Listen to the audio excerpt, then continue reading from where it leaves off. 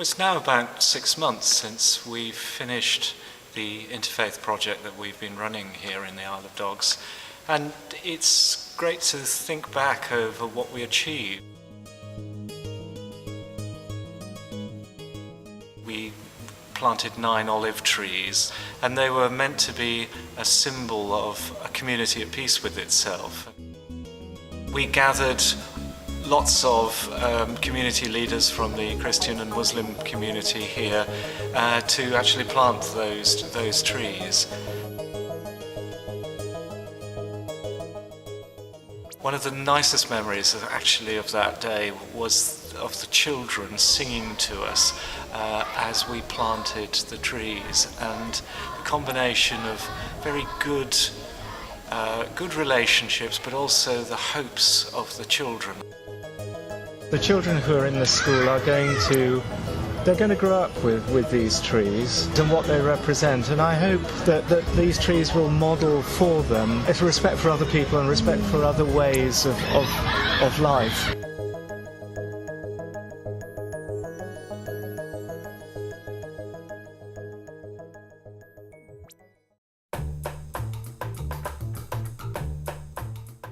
We've also had a day when we just brought in the faith communities into a lunch here at Christchurch and thought about the things that we might do together, things that are really common ground. What we're looking to do is actually to just build relationships and see some practical stuff coming out of the relationship. We're not that different, really. As human beings, we're not that different. We worship the same God, really. We want the same thing, happiness. That's the prime objective of human life. We want to secure happiness in our life, within our society, within our children's life. And if we can work together and sit down, have a meal or two, have a cup of tea, and talk about the issues frankly, we realize that the barriers that we create for ourselves are not really barriers. The other ideas that came up were like a book club, or maybe some sort of gardening sessions. This is a way of getting to know each other really in a social and easy and nice setting.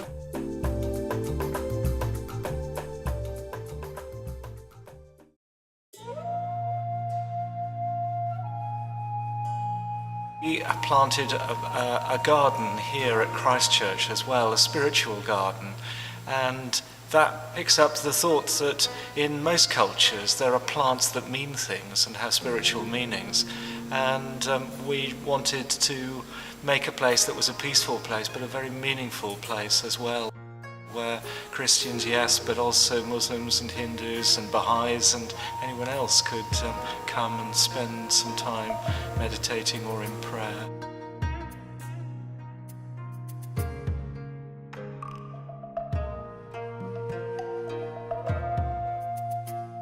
As relationships with the faith communities grew and deepened, we decided that we needed to do something that was about practical outcomes, not just for us but for the whole community. And so we settled on the idea of faith walks, which are really just a leisurely stroll round your own area in the company of somebody who doesn't share your faith, but actually looking and thinking about what it is to be a person of faith in that area, thinking about how the environment affects us.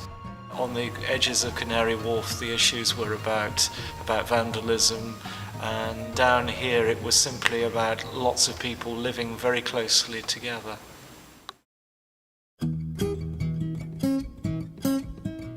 We had the most wonderful community feast day where people were encouraged to just cook what they would make for a feast. We're making a mince curry, which is something my mum told me. I'm getting this cake, the date cake.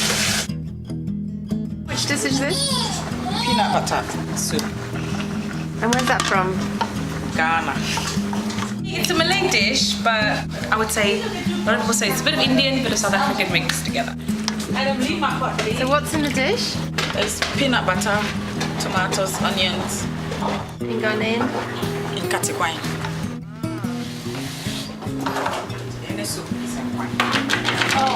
Oh. But also there again, the messages, the meaning that came out of it, and the stories that were shared as we ate about how people talk about their faith in their families. Where are your family originally from? Somalia. In the month of Ramadan, a lot of dates is consumed because you have to break your fast with date. The first thing you eat is date. I need to look close for Sobra.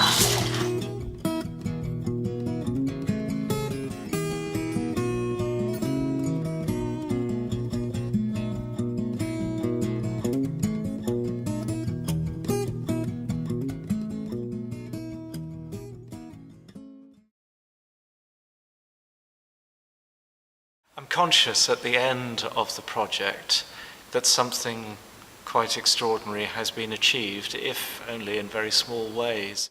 But it seems to me that we very easily polarize into our own communities and don't mix very effectively.